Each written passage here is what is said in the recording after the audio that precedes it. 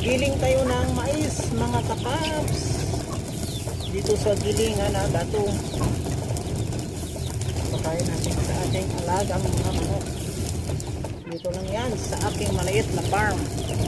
So ayan mga kapaps, oh, yung mga manok ko. Ayan. Ayan, pinakain ko. Ayan, meron tayong mga manok.